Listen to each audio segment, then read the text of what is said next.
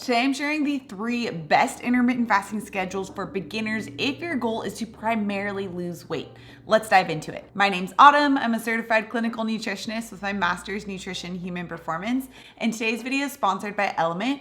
More on them in a bit. Okay, now the first best fast is actually one that might surprise a lot of people, and it's the 12-12 method. So the 12-12 method is where you are fasting for 12 hours and then you're eating your meals within another 12-hour eating period. So 12 hours of fasting, 12 hours of eating, although you're not eating during the entire 12 hours. An example of this would be that you would break your fast at 7 a.m. and then you would start your fast again at 7 p.m. This is an absolutely amazing place to start, and it really shouldn't be discounted. A lot of progress can be made just with this fast alone. People are often hesitant of the 12-12 fast because they think it's not going to be long enough to help them actually see results. They think they have to fast like 20 hours or 22 hours or do like alternate day fasting to really actually see progress. But as I've said a million times before in my videos, longer is not always better when it comes to achieving a weight loss goal with intermittent fasting. In fact, we've seen this with Len's story before, where she used a 12-12 fast for the first multiple months of her weight loss journey and was able to make a lot of progress just with that 12-hour fast alone. Now, the benefits of a 12-12 method fast is, first of all, that it actually helps you to ease into intermittent fasting. The 12-12 method is essentially just cutting off those evening snacks and making sure that you're not eating right when you wake up. So if you consider what we usually eat after dinner, after that like 7 p.m. time, for example, it's usually not foods that are going to support your goals. Typically, it's very sugary or starchy or like crackers or alcohol.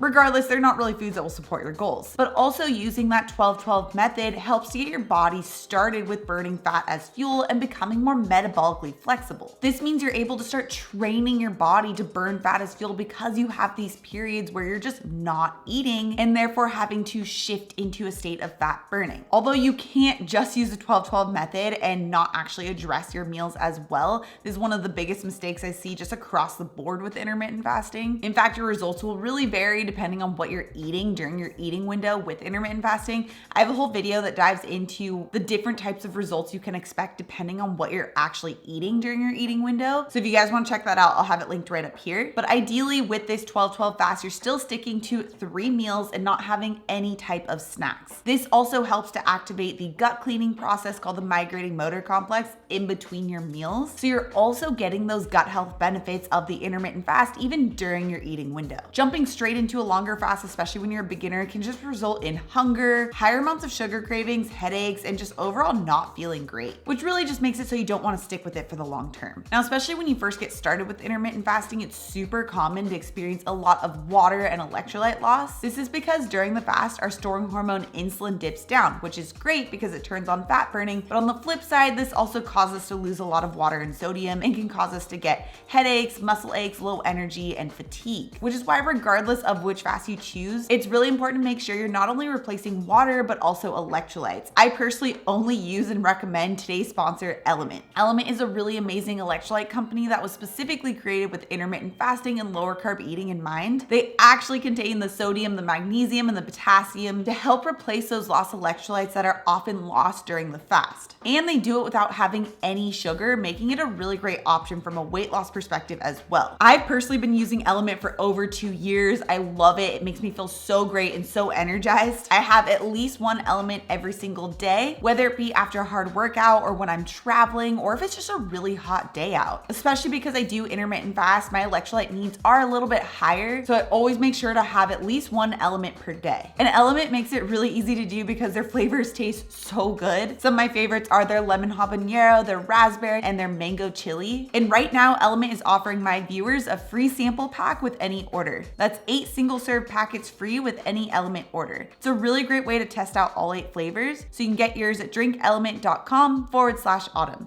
This is only available through my link, so make sure to check out drinklmnt.com/autumn. I'll also have the link down in the description below. Okay, the second type of intermittent fast that's great for beginners, especially if your goal is weight loss, is the 14-10 method. And this actually has been one of my general favorite types of fast for a lot of people lately. So the 14-10 method is where you're fasting for 14 hours and you eat your meals during a 10-hour eating window. So for example, you might break your fast at 9 a.m. and then start your fast again again at 7 p.m. So the biggest difference between the 12-12 and this method is that you're getting the extra 2 hours of fasting. This means you're getting that extra 2 hours spent in that low insulin state, which is where our body is primarily burning fat as fuel. And I found this 14-10 method is a good fast to build up to for a lot of people because it does a great job of balancing out the benefits of intermittent fasting while also getting the benefits of eating, because you actually do need to eat in order to also still achieve your weight loss goals. And it's especially important to be eating the right types of foods, particularly protein, because if you're not eating enough protein during your eating window with intermittent fasting, this can result in muscle loss and a lower metabolic rate or lower metabolism, which ultimately just makes it so you have to eat less and less and less in order to achieve your weight loss goal.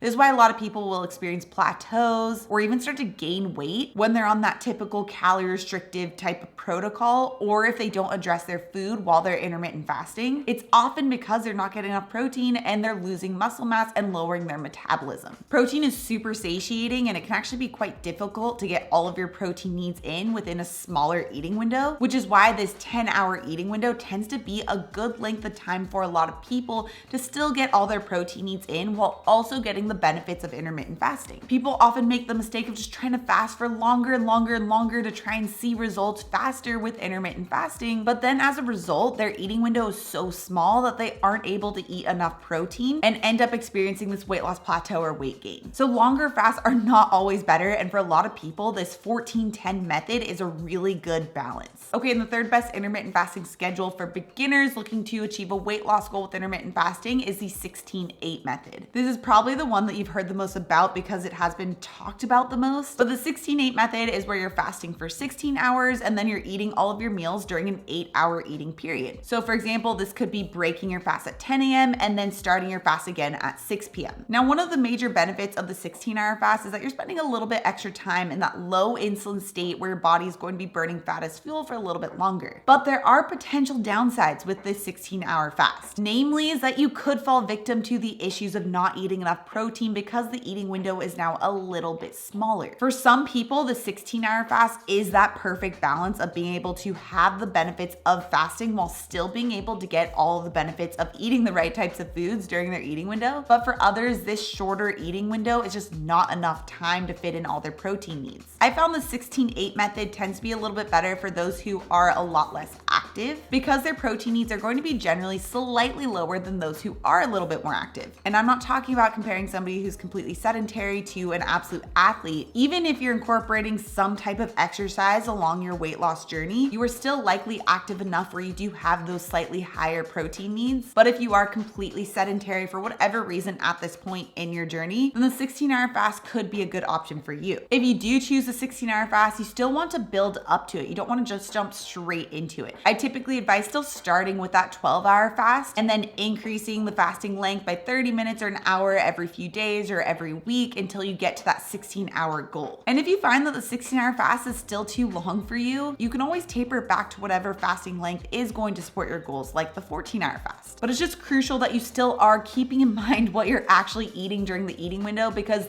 please just trust me, this will make or break your results. You can't outfast a bad diet and you can't outfast a low protein intake. So make sure you check out exactly what to eat once you break your fast with this video next. Also, if you're new to my channel and you love this science-backed information, make sure you subscribe right here. Come out new videos every Tuesday and Thursday. All right, guys, thanks so much for tuning in, and I'll see you in my next video.